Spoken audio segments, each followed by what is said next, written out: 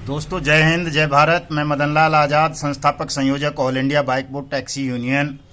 आज दिनांक 3 सितंबर 2020 को आपके समक्ष प्रस्तुत हूँ राजधानी दिल्ली से कुछ खास समाचार आपको बताने के लिए और एक दो अपील आपसे करने के लिए अपने 30 सितंबर 2020 के सत्याग्रह आंदोलन के संदर्भ में। दोस्तों सबसे पहली सूचना तो ये है कि जो बाइक बोर्ड टैक्सी स्कैम में फ्रेंचाइजी हेड था विजयपाल कसाणा, कल उसकी गौतम बुद्ध नगर जिला न्यायालय में जमानत लगी हुई थी, वो निरस्त कर दी है जिला न्यायालय ने।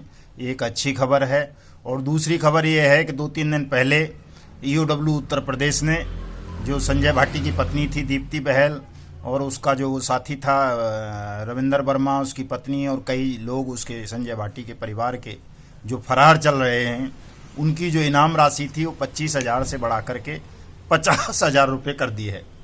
अगर उनकी कहीं भी कोई भी गिरफ्तारी उनकी सूचना देगा और गिरफ्तार कराएगा तो उस व्यक्ति को 50,000 रुपये का इनाम मिलेगा।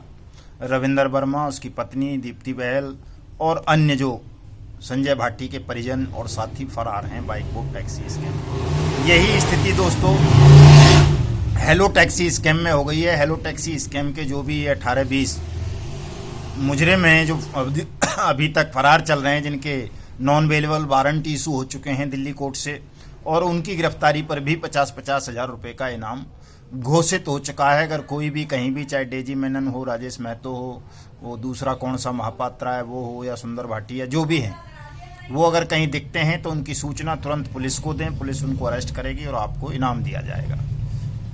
दोस्तों इसके अलावा जो मैं खास बात आप सबको बताना चाहता हूँ आज वो ये है कि हमारा ये जो अभियान है ठगमुक्त बेईमान रहित भारत निर्माण का, इसमें काफ़ी गति पैदा हो गई है। काफ़ी तेज़ी से साथी जुड़ते जा रहे हैं। राधा माधव कॉरपोरेशन लिमिटेड ठगी प्रकरण के लोग पहले से ही हमारे साथ थे काफ़ी बड़ी तादाद में। साइंस सिटी के भी हमारे साथ थे। कैची पिक्सल वाले नए जुड़े हैं। फ्यूचर मेकर के बहुत सारे साथी हमारी यूनियन से और हमारे इस ठगमुक्त बेईमान रहित भारत निर्माण अभियान से जुड़ गए हैं। और एक रामेल इंडस्ट्रीज है, उसके काफ़ी साथी जुड़े हैं। PACL के बहुत सारे साथी जुड़ गए हैं। रोज वैली वाले, एवरग्रीन वाले, और जी आपका गो राइड, गो बाइक, ऑक्सी 300, राजू और इस तरह की बहुत सारी कंपनीज जिन्होंने हमारे देश के लगभग 10 करोड़ नागरिकों को बारी बारी से ठगा, चीट किया, उन तमाम ठग कंपनियों के पीड़ित हमारे इस अभियान से जुड़ते जा रहे हैं। और उम्मीद है कि आपका ये जो आंदोलन है 30 सितंबर 2020 का संसद के घेराव का, ये एक विशाल आंदोलन के रूप में परिवर्तित होगा और हम उस दिन सरकार को बाध्य कर देंगे आपकी उस न्यायपूर्ण मांग को मानने के लिए, जिसे अनियमित जमा योजना पाबंदी कानून 2019 कहा गया है। आप सबको पता होगा कि जब ये कानून पार्लियामेंट में जुलाई 2019 में पारित हुआ था तो सरकार ने इस कानून को लेकर बहुत बड़े बड़े दावे किए थे। हमारे मेंबर पार्लियामेंट्स ने भी बड़ी उम्मीदें जताई थीं, इसीलिए सर्वसम्मति से पूरी संसद ने इस कानून को पारित किया था। और इसमें ये प्रावधान किया गया था कि जितनी भी ठग कंपनी हैं उनके खिलाफ सरकार एक्शन लेगी, उनको प्रतिबंधित करेगी, उनकी चल अचल संपत्ति को सीज करेगी, नीलाम करेगी, और सरकार स्वयं उन लोगों का पैसा वापस करेगी जो भी लोग इस तरह की अनियमित जमा योजना चलाने वाली कंपनीज हैं और वो जिनको भी ठगती हैं। ये इसका मेन प्रोविज़न था। एक और इसमें सख्त बात ये थी कि जितने भी लोग इन ठग कंपनीज की स्कीम्स को प्रमोट करते हैं या इनका प्रचार प्रसार करते हैं या विज्ञापन करते हैं, जैसे आपने देखा होगा बहुत सारी कंपनीज का प्रचार सरकार के मिनिस्टर्स करते हैं, हीरो हीरोइंस करते हैं, खिलाड़ी करते हैं और जो मॉडल्स होते हैं वो करते हैं।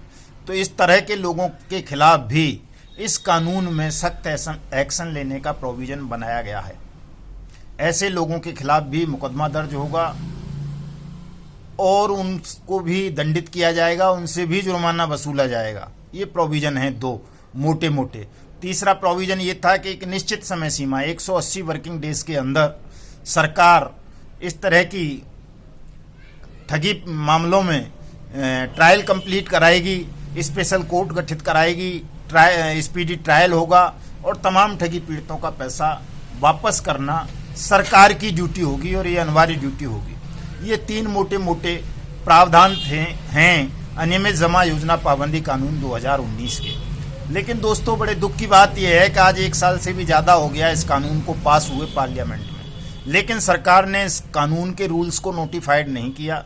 न कोई स्पेशल कोर्ट देश भर में इस कानून के तहत बनाई गई, न कोई अथॉरिटीज अभी तक अपॉइंट की गई, न कोई इन्वेस्टिगेशन एजेंसीज तय की गई कि कौन इन्वेस्टिगेशन करेगा। और इन बातों को भी छोड़िए, आज तक इस कानून के तहत एक मुकदमा दर्ज नहीं हुआ पूरे देश भर में। इससे सीधा सीधा इंडिकेशन हमें ये मिलता है, ये लगता है कि कहीं ना कहीं सरकार की लापरवाही है, वो ठगों के साथ मिली हुई है, इसलिए वो इस कानून के रूल्स को नोटिफाइड नहीं कर रही, इसलिए वो स्पेशल कोर्ट्स का गठन नहीं कर रही, इसलिए वो किसी भी ठगी पीड़ित का पैसा वापस नहीं करवा पा रही सरकार। तो दोस्तों, अब चूंकि ये लड़ाई हम तो वैसे ठगों से लड़ रहे थे, हमारा लक्ष्य तो ठग मुक्त बेईमान रहित भारत निर्माण बनाना था, ठगों से हमारा ये संघर्ष था। लेकिन ठगों से लड़ते लड़ते बीच में सरकारें आ जाती हैं और सरकारें ठगों को बचाने की कोशिश करने लगती हैं, षड्यंत्र रचने लगती हैं। इसलिए ये हमारी भी व्यवस्था हो जाती है, मजबूरी बन जाती है कि हमें पहले उनसे ही लड़ना पड़ेगा जो ठगों को बचाने का प्रयास कर रहे हैं, षड्यंत्र रच रहे हैं। तो अब ये जो हमारी लड़ाई है वो ठगों के साथ साथ सरकार से भी है। 30 सितंबर 2020 का जो हमने महापड़ाव संसद भवन नई दिल्ली के ऊपर रखा है, जिसे हम सत्याग्रह आंदोलन भी कहते हैं, अनियमित जमा योजना पाबंदी कानून 2019 के रूल्स को नोटिफाइड करवाने के लिए, वो सरकार और ठग दोनों से है। यदि सरकार ने आपकी इस मांग को नहीं माना, अनियमित जमा योजना पाबंदी कानून 2019 के रूल्स को नोटिफाइड नहीं किया, तो हम इस सरकार को उखाड़ फेंकेंगे, ये हमने संकल्प ले लिया है।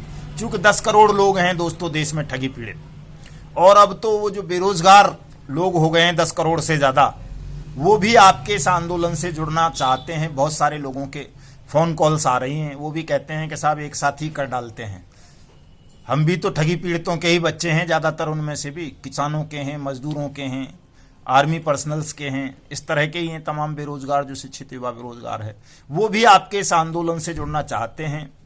और 30 सितंबर 2020 का ये जो आपका आंदोलन है, ये एक ऐतिहासिक आंदोलन होने जा रहा है। बहुत सारे लोग इससे जुड़ रहे हैं। आज के इस वीडियो संदेश के माध्यम से मैं विपक्ष के उन लोगों को भी, और जो लोकतंत्र का स्तंभ है चौथा मीडिया, उनको भी एक चीज़ बताना चाहता हूँ। हमारे राष्ट्रकवि रामधारी साहब दिनकर साहब ने ये लिखी थी, समर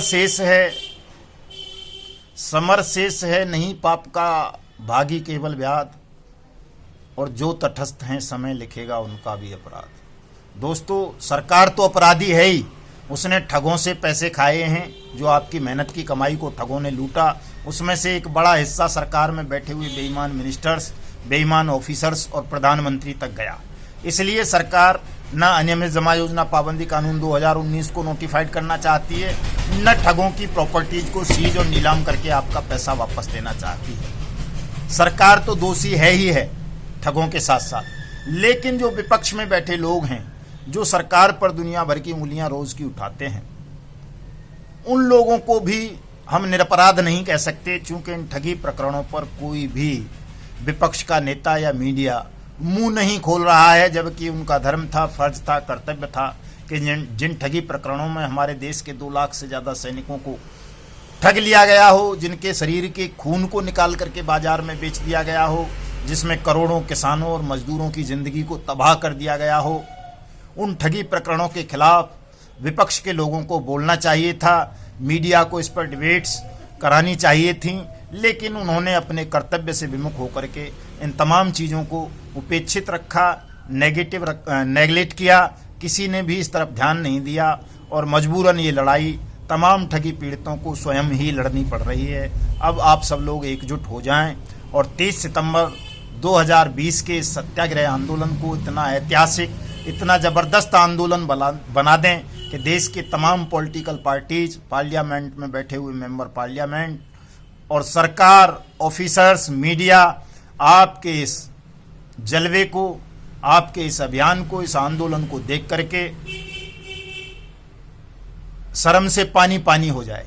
दोस्तों, आपकी एकता, आपके संगठन में वो शक्ति है जो न केवल सत्ता को हिला देगा बल्कि इस देश के उस बेईमान और भ्रष्ट सिस्टम को भी हिला देगा जो ये समझता है कि साधारण मनुष्य, पीड़ित लोग कुछ उसका बिगाड़ नहीं सकते। अब आपको तैयार हो जाना है उस अभिनव ऐतिहासिक आंदोलन के लिए जो भारत में एक नई प्रथा आरंभ करेगा, जो भारत को ठगमुक्त बेईमान रहित राष्ट्र के रूप में स्थापित करेगा। इसलिए न ये केवल अब आपके पैसे की लड़ाई है बल्कि एक तरह से ये पूरे देश की लड़ाई बन गई है और हमें इस लड़ाई को हर हाल में, हर मूल्य पर जीतना है, जल्दी से जल्दी जीतना है, ताकि हमारे जो लोग आत्महत्या कर रहे हैं रोजाना के, उनके जीवन को बचाया जा सके, उनके परिवारों को बचाया जा सके। दोस्तों, मैं इस वीडियो संदेश के माध्यम से आपसे एक अपील करना चाहूँगा। वैसे आप उस पर अमल कर रहे हैं, काफ़ी तेज़ी से हमारे फॉलोइंग बढ़ रही है, बहुत सारे व्यूवर्स बढ़ रहे हैं। आप इस हमारे युगांतर न्यूज़ चैनल को और हमारे ट्विटर हैंडल युगांतर न्यूज़ को और हमारी जो ये सोशल मीडिया अभियान की संयोजिका हैं मैडम मीना मालविका जी, उनके ट्विटर हैंडल को और हमारे जो दूसरे साथी हैं उनके ट्विटर हैंडल्स को सब लोग फॉलो करेंगे, हमारे इस न्यूज़ चैनल को सब्सक्राइब करेंगे और हमारी ये जितनी भी पोस्ट 30 सितंबर 2020 के संदर्भ में आ रही हैं, इन सबको अपने दोस्तों को, मित्रों को, रिश्तेदारों को, परिचितों को शेयर करेंगे ताकि ये खबर जल्दी से जल्दी पूरे देश भर में पहुंच सके और देश के तमाम ठगी पीड़ित और बेरोजगार और पीड़ित वंचित भाई बहन हमारे इस ऐतिहासिक आंदोलन से जुड़ करके अपनी न्यायपूर्ण मांगों को मंजूर करवा सकें। इस वीडियो संदेश की डिस्क्रिप्शन में हमारी तमाम आईडीज़ होंगी, उन पर जाकर के आपको फॉलो करना है और हमारा व्हाट्सअप नंबर होगा, मोबाइल नंबर होंगे, उन पर आप कांटेक्ट कर सकते हैं इस आंदोलन से जुड़ने के लिए।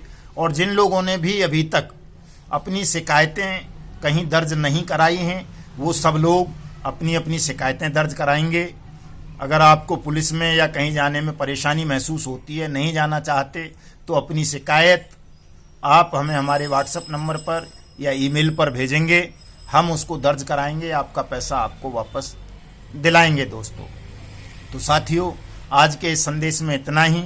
कल आपसे मुलाकात होगी, कल कोई नई सूचना होगी तो आपको बताई जाएगी।